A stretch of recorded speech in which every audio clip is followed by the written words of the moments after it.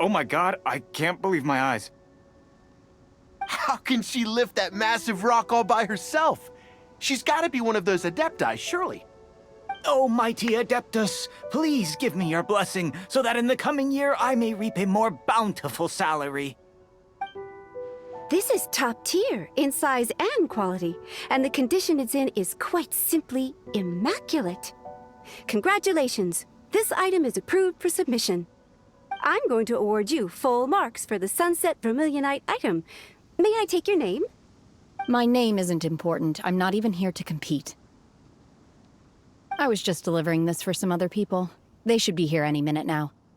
Shenhua, and Ningguang's little helper. Ah, so you're the ones behind this. No wonder.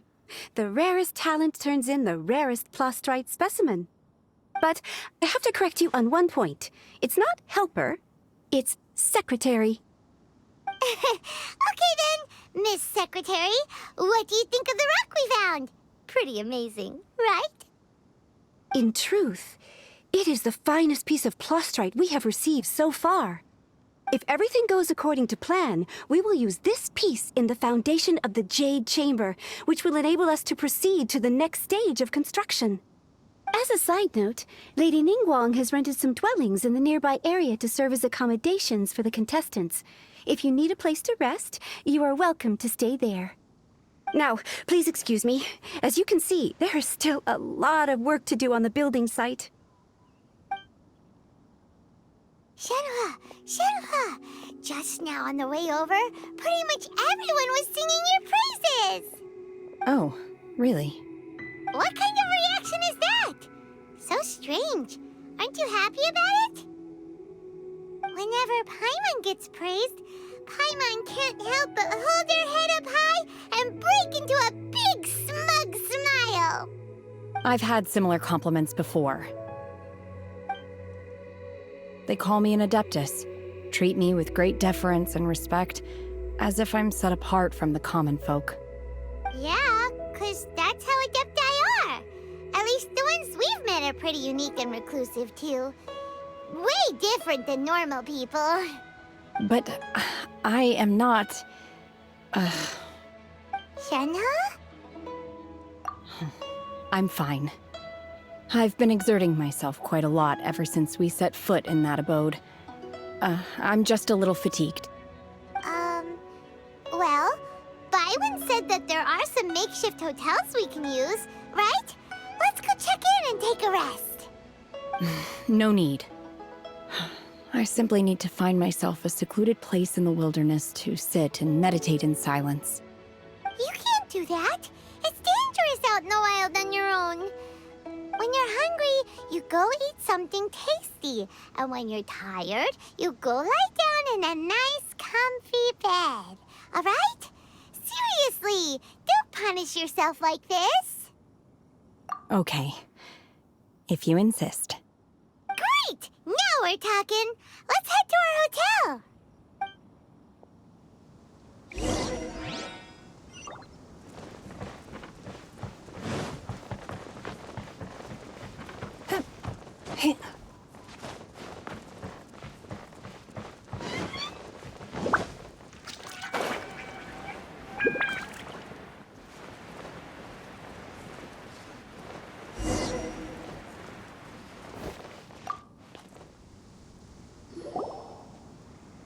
Hi there. Checking in, are we? You're just in time. We only have 2 rooms left. Since this was chosen as the building site for the new Jade Chamber, we've had a constant stream of people in this area. And not just workers either. Visitors, business people, tea sellers, all sorts. So, business is booming for me today. Very few vacancies. You're lucky you got here when you did. Great! One of your rooms is still being cleaned. I guess it should be ready within the hour. The other room is just through the door on the left. Here are your keys. All right. Hope you enjoy your stay. Please excuse me, I'll leave you to it. Shenhua, you should go get some rest. We'll hang around outside until the other room's ready. Paimon's gonna go see if there's anything good to eat around here. Paimon couldn't help but notice one of the guests walk in with a huge huge grilled chicken drumstick before. Let's buy one for Shenhua too. She can have it as a midnight snack. Or save it for breakfast tomorrow. All right. I will head to my room for now. If you need anything, don't hesitate to disturb me. I'm a light sleeper. I will hear if you knock on the door. See you tomorrow.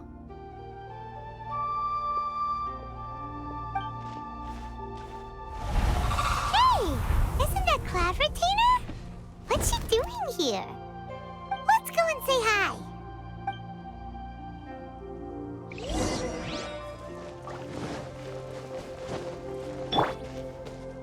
Live!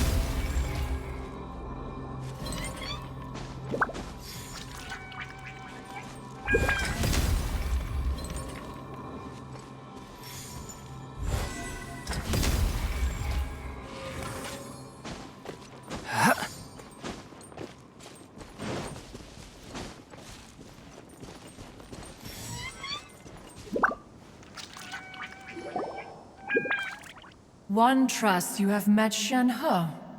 So, are you getting along quite well? So far, so good. Yeah. So, you know Shenhua too, Cloud Retainer? Naturally. Save for Ganyu, who spends the majority of her time in Liyue Harbor.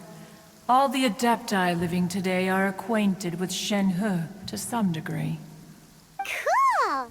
So, what's her Adeptus name anyway? Calling her Shenhua feels kind of friendly, but also kind of disrespectful. So Paimon's thinking maybe it'd be better if we called her by her Adeptus name instead. Her Adeptus name? Why, pray tell, would Shenhe have an Adeptus name? Don't all Adepti have a special title they go by? On this latter point, you are correct. However, Shenhe is human.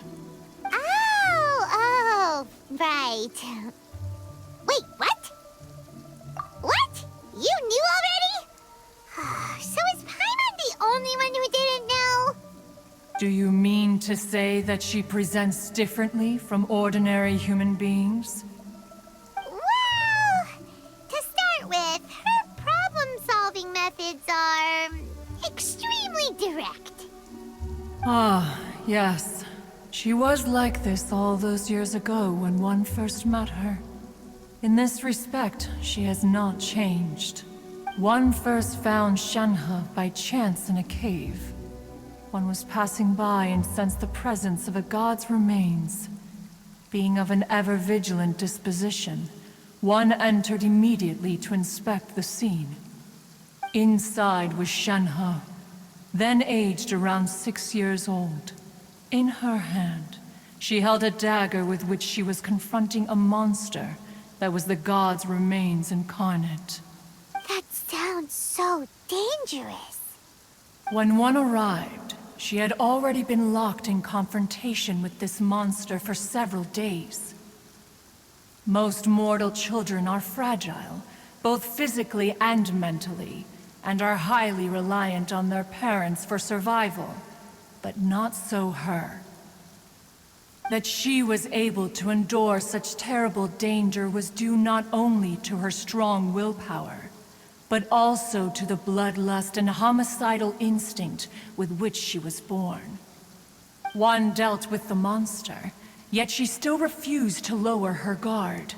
She even pointed her dagger in one's direction and remained ready to strike. Only after she was satisfied that one had no intention to cause her harm did she finally relent.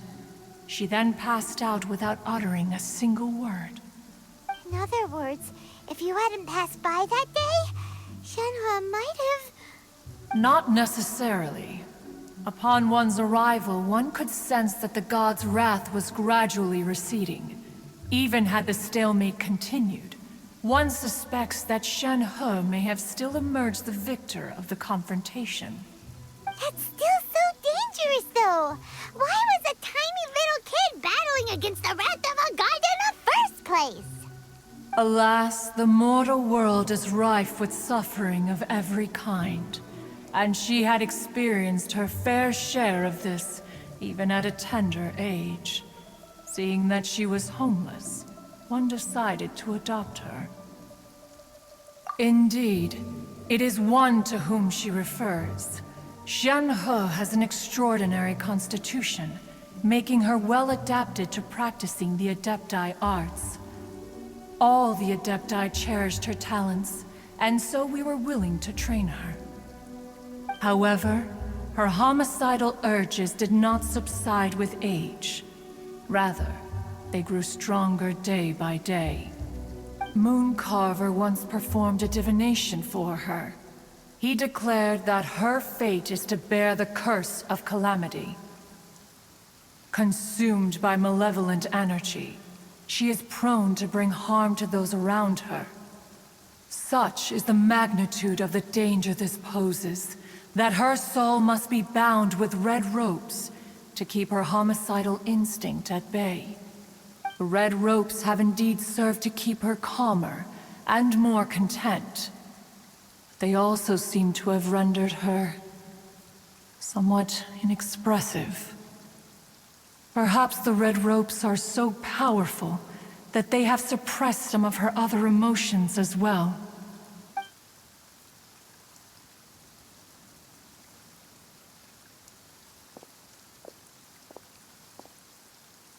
It is only by fate that people's paths may cross. Now that Shen-He's path has crossed with yours, please be sure to treasure the gift that fate has given you, and take good care of her. Oh, now Paimon gets it. You came out here to check up on Shen-He because you were worried about her, didn't you? Huh. You dare draw such a facile conclusion on the nature of one's present excursion?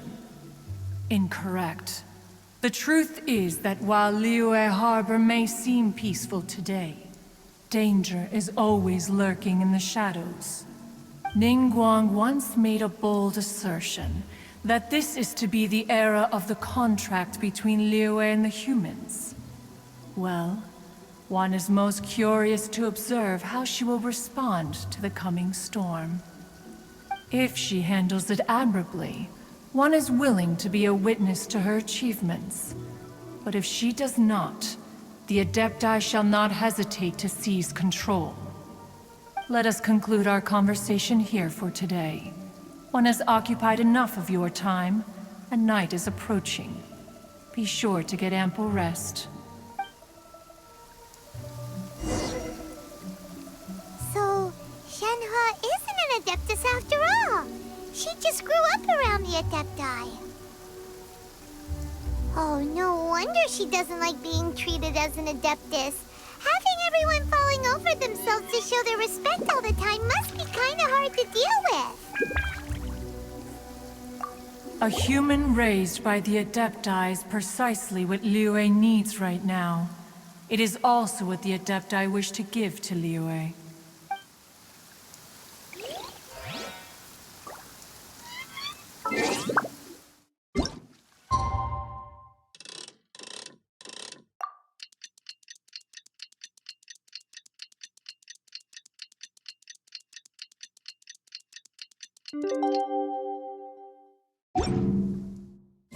What of you? Hey! So, Shen-He... Master has relayed my situation to you, I take it. Oh? How did you know? I'd intended to wait until you came back before going to sleep, but I didn't hear you come in. I was worried that something may have happened to you, so I went outside to check and caught sight of my master. On top of this, you have been acting very strangely around me this morning, causing me to suspect that my master must have told you everything about me. After all, Master is... very talkative. Sorry, Shen-He. Paimon had you down as an Adeptus this whole time, but it turns out Paimon was wrong. It's okay. I don't mind. The fault is mine for not explaining everything to you sooner, because in my experience, trying to explain is a futile pursuit. Still, though you mistook me for an Adeptus, you never treated me as distant and unapproachable. Instead, you treated me as you would a friend. For this, I am very grateful indeed. To be fair, we've met our fair share of real Adepti, too. Anyway, now it's settled. From now on, you're our friend. Whether you're an Adeptus or a human isn't the important thing. First and foremost, we're just plain old friends. Got it. Although I don't know quite what it entails in terms of what I have to do, I must say I like the title friend very much indeed. Great! Well, now that we're all rested up, we should start searching for the other 2 items on the list. But before we do that, let's go to the building site and ask Ningguang's little helper how the progress is going. After all, Sunset Vermilionite is so rare. Paimon doubts many competitors will really be able to find any. If it turns out some of them have given up already, we'll be able to take things a little more slowly. Oh, and another thing. We bought some grilled chicken drumsticks on the way back last night. There was a place just outside. Here's one for you, Shenhua. Try it! They're so good. I concur. It has a rich flavor, far more agreeable than those I've cooked for myself in the wilderness in the past.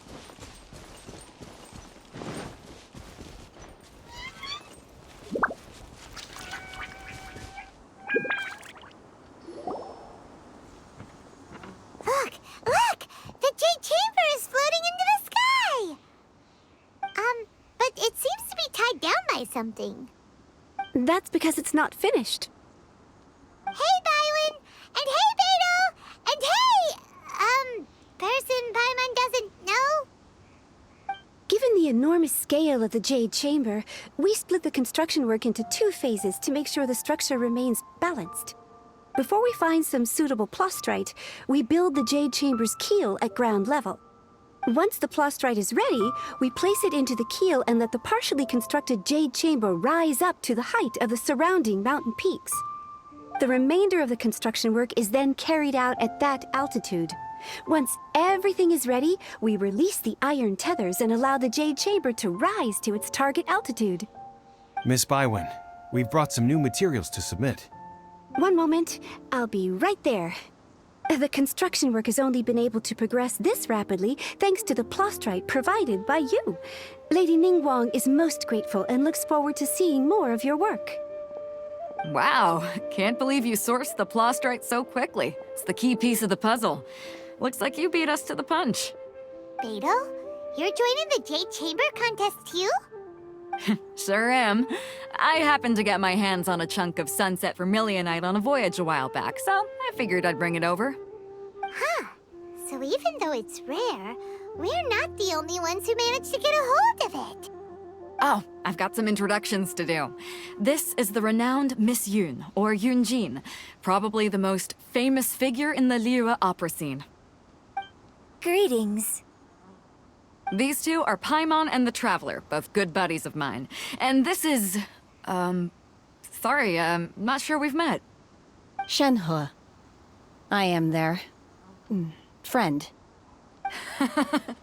Good to meet you. A friend of a friend is my friend too. Or, as I like to say, a mate of a crewmate is part of the crew. Miss Yun is also here for the contest. Turns out she needed to borrow a boat, so we came together. It's an honor to finally meet you both. I've heard much about you. Miss Shenhe, though we are only meeting for the first time, I have a feeling that we will get along very well indeed. To be honest with you all, I am in great need of this opportunity to ask Lady Ningguang a question. That's why I joined the contest. Thanks to my father's connections, I was able to acquire a specimen of the plastrite required. Fortunately, it was approved for submission, despite being a little on the diminutive side. Wow. So it looks like the 3 of us are competitors now. Excuse me for prying, Miss Shenhe, but are you competing as well? No, I don't have any questions for Ningguang. I just wanted to help him win. In that case, I have a proposal to make. Lady Ningguang said that the first 3 contestants to procure all 3 materials will be awarded the chance to ask a question. Well, there are 3 teams here. we can split the prize between us. Instead of competing against each other, we could work together to secure the top 3 places between us. What do you think? Sounds great, but how does that change things exactly? I think I see where you're going with this, Miss Yoon. The plastrite was the most difficult item to source by a long shot. Luckily, all 3 of us managed to get our hands on it. The 2 remaining items aren't quite so rare, so as long as one of us finds a way to source it, the other 2 can hop on the bandwagon. How'd I do? Is that what you had in mind? Precisely. Huh. Interesting approach. Okay then. All right, I'll go first. I have some leads on these wonder cores. From what I've heard, the core itself is really not that difficult to make. The hard part is getting hold of the ore used as raw materials. I'm gonna head back to the ship and ask Su-Ling if he's heard of them. You guys... We will head into town and seek advice from Master Zhang of Hanfeng's Ironmongers. Thoughts? Wonderful. We'll split into teams then, and whoever makes progress first brings all of us a step closer to victory. I'm gonna take off. See you later. Okay, let's go! By the way, what question are you gonna ask Ningguang, Yunjin? I'm looking for a venue to host the performance of our new opera. Lady Ningguang has excellent judgment, so I would like to hear her opinion. Ooh, what's the opera called? Paimon wants to go see it. The opera is a labor of love by my father. He wrote it based on a popular urban legend about an evil spirit and an adeptus. It's called The Divine Damsel of Devastation.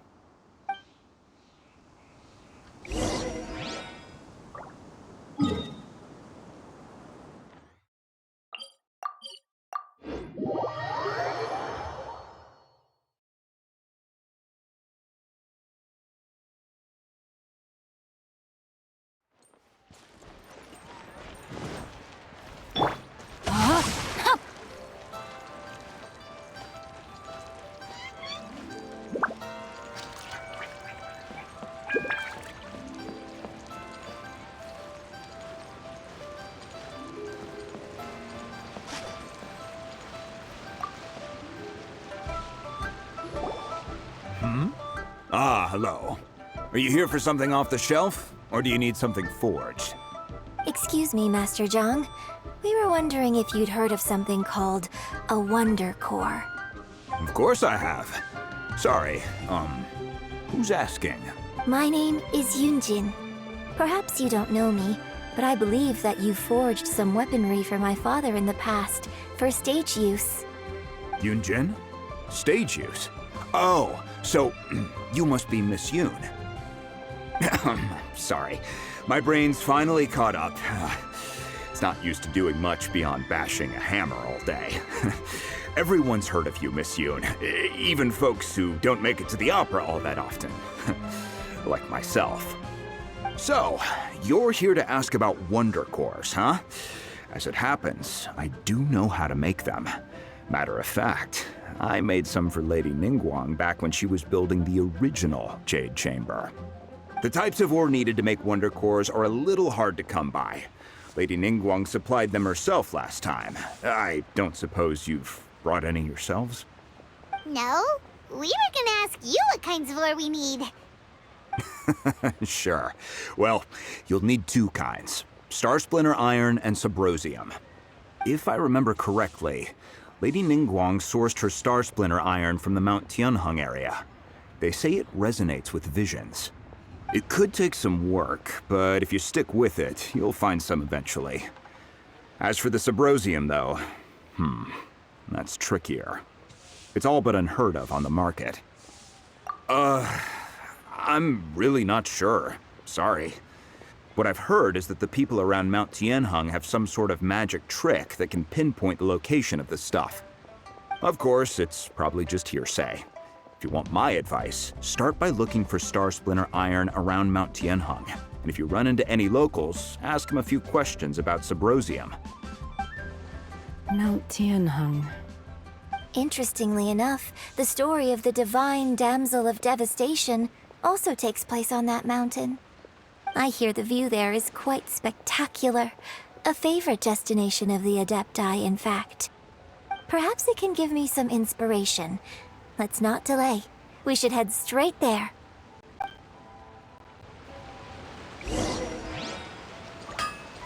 No, my sword!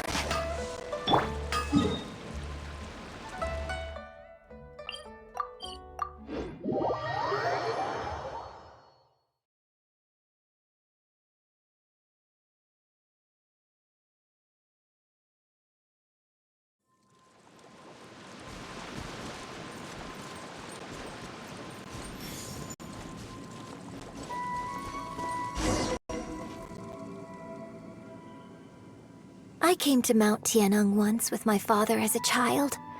I remember it being such a long climb that I could barely feel my legs by the time we reached the top. This is quite a trip down memory lane for me. Look at these majestic, towering peaks and the gently flowing streams. It's like setting foot in paradise. No wonder the legend of the divine damsel of devastation is said to have taken place here. Adepti wander oft where mortals seldom stride. Indeed, this looks like a place that one might expect to be frequented by Adepti. The Divine Damsel of Devastation is your upcoming opera, right? And the story takes place in Mount Tianheng. Huh. Seems like you have a real connection with this place. What's the story about, though? It's the story of a girl becoming a hero. Cool! A hero story? They're Paimon's favorite! The legend first arose in this area. It is said that there used to be a prosperous village on the mountain. In that village, there was a loving couple who were completely devoted to one another. One day, a terrifying monster appeared. The wife was out collecting herbs and was captured by the monster. Her husband was so distraught at the news that it broke his spirit and drove him to madness. The vile and vicious monster told the villagers, "If you want to live, you must sacrifice a child to me." What a nasty piece of work! Paimon sure hopes this monster gets put in its place! But the monster was so terrible and so strong that all within the village were terrified of it. Just while they were discussing whose child would be given over to the monster, a little girl suddenly stood up and came forward. No! Don't do it, little girl! Unbeknownst to anybody else, she was concealing an exorcist's blade. She approached the monster's lair, feigning fear and trepidation. When she finally arrived, she courageously drew her sword and entered into a fierce struggle with the monster, from which she eventually emerged as the victor. Her extraordinary abilities drew the attention of the Adepti, and they took her as one of their own. Her story became the stuff of legends. But alas, the paths of mortals and Adepti seldom cross, and she would never again re-enter the mortal world. And so, destined to grace the mortal realm for but a brief moment, she vanished like a wisp of smoke into thin air. That's how the opera ends. I really like this story. But I personally think that perhaps the little girl was not as brave as the opera makes her out to be. I'm not sure she deserves all the praise she is given. I've never considered that before. Opera is always an interpretation of the events it purports to portray. A certain degree of deviation from the truth is always inevitable. When my father wrote the script for this play, I suppose his intention was to inspire his audience with the character of the Divine Damsel. I think it's a great story. The ideal story. Well, it sure inspired Paimon! Let's go get ourselves some Star Splinter Iron! Yeah!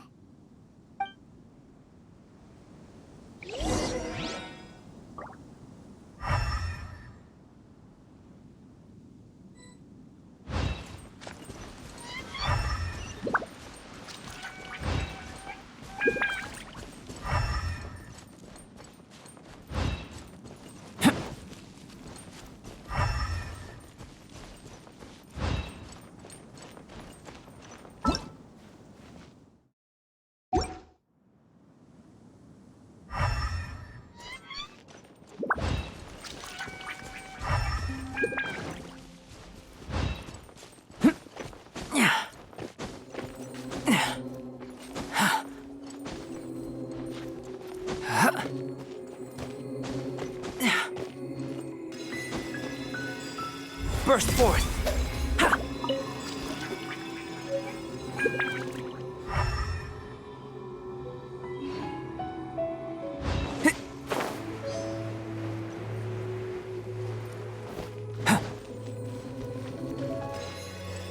This should be enough Star Splinter iron. Now we just need to find that Subrosium. I think I saw a village on our way here. Master Zhang said we should ask the locals for help. Why don't we try there?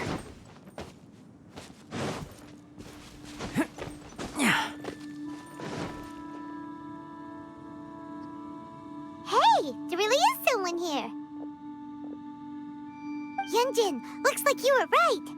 Excuse us, sir. Can we ask you something? Huh. He didn't seem to catch that. Hello, sir. We were just passing by and wanted to ask if you happen to know anything about Subrosium. Is he trying to tell us to look for clues in the village? Well, whatever. Guess we're on our own here. Shenhua, Yunjin, let's have a look around. Sorry, you can go ahead without me. I'd like to have a word with this gentleman. If that's okay with you, Uncle Mingjin. It's Shenhe. Shinho. You're alive. The rumors were true. So, all these years? I'm sorry, I don't know how to find Subrosium, but I think you can find some information in the village. This place is deserted now. No one ever comes here. So you can rummage around all you want. Huh? You know this guy, Shenhua? Thank you, kind sir. We'll go and take a look around. Don't worry. Mingjin has no ill intention towards Miss Shenhe. She'll be quite safe. Okay, then let's see what we can find in this village.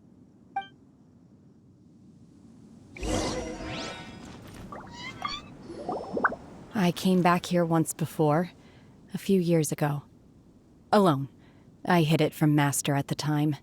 It was deserted then, too, except for a few low-life bandits. Everyone and everything I remembered was long gone. But as people were passing by, they stopped to admire me. They praised me, telling me I gave off the aura of an Adeptus. I tried explaining to them that I wasn't an Adeptus, just an ordinary person who came from this village. But no one believed me. When I saw how run down all these houses were, I felt at a loss. It was like I took a look at the world, and on the surface, it looked like a vast realm with so many places I could go. Then I looked a little closer, and there was nowhere for me to go at all. Suddenly, so much time has gone by. Everything has changed. Last time I visited, I felt so upset. But today, I don't know why, but it feels different. It is easy for your mind to run wild when you are alone. But this time, you are with your friends, aren't you? Yes, my friends.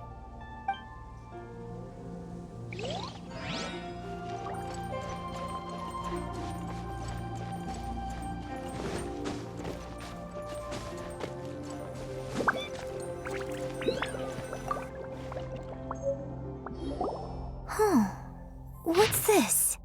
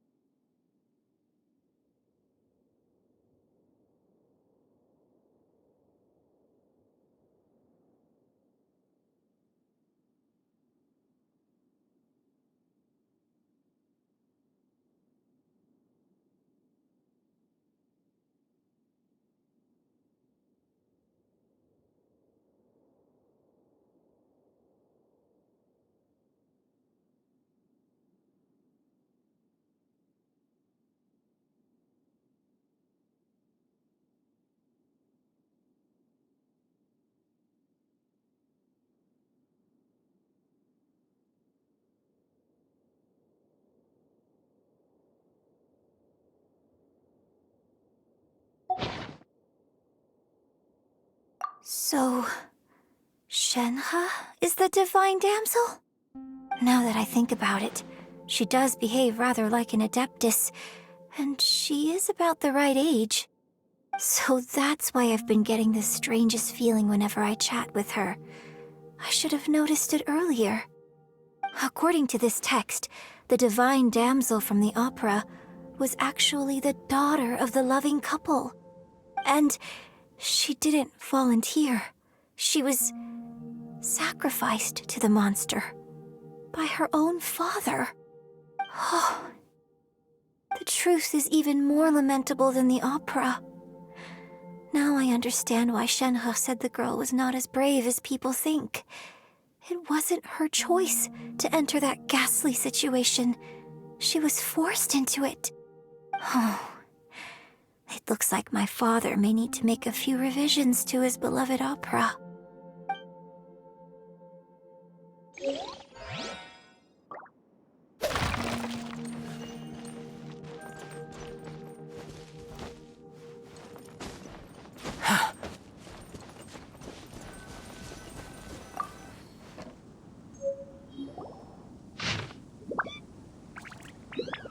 So it seems that Shenhe's father thought he was summoning a benevolent deity using a magic incantation.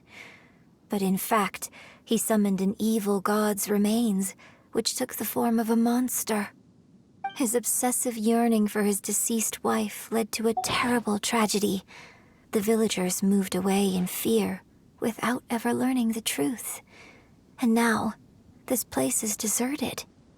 Still, I do wonder what the connection is between Shenhe and Mingjun. We've looked everywhere, but still no mention of Sabrosium. Let's have a look over there.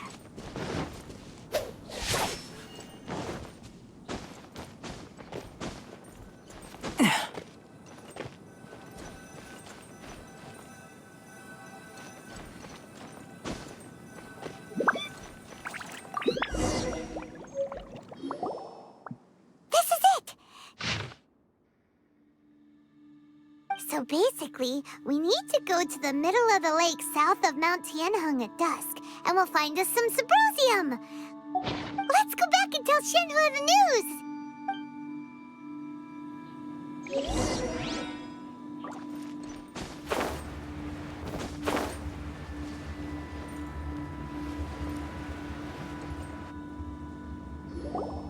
One year when I was back visiting, I heard a story about a white-haired Adeptus from a merchant passing by.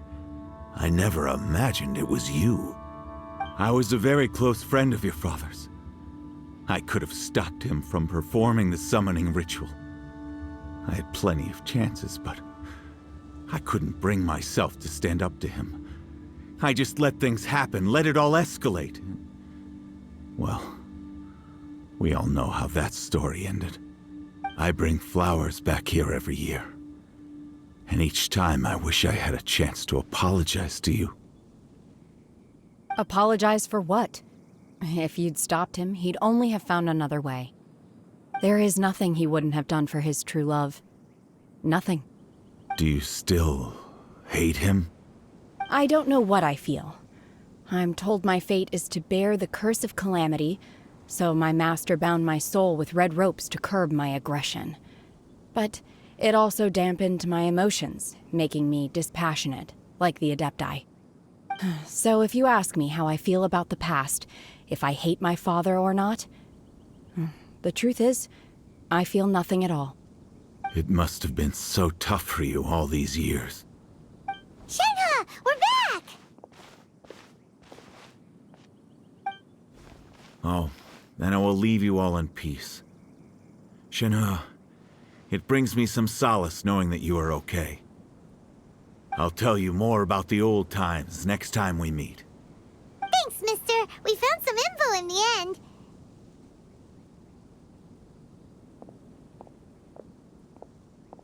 Shenhe, look. This tells us how to find Sabrosium. All we gotta do is go to the middle of that lake. Let's go then. Miss Shenhe, There's something I'd like to talk to you about. Just now, in the village, we found your father's diary. It turns out that many of the details in the Divine Damsel of Devastation are not true to the facts. So I'd like to change them. Why? I know I say that opera always deviates from the truth, but now that the main character is standing right here in front of me, I cannot simply dismiss your lived experience in favor of my father's fiction. It's okay. I like your version. Huh? My master once said that the day I learn how to use my strength for the good of others is the day that I can truly become part of human society. So, I hope that one day I might be brave enough to stand up and protect others, just like the girl in the opera.